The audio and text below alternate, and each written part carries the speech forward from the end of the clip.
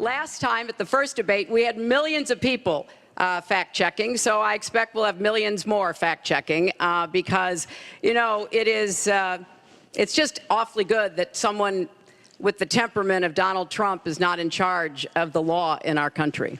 Yeah, because you'd be in jail. Secretary Clinton. Yeah, because you'd be in jail. Hello, darkness, my old friend. I've come to talk with you again, because a vision softly creeping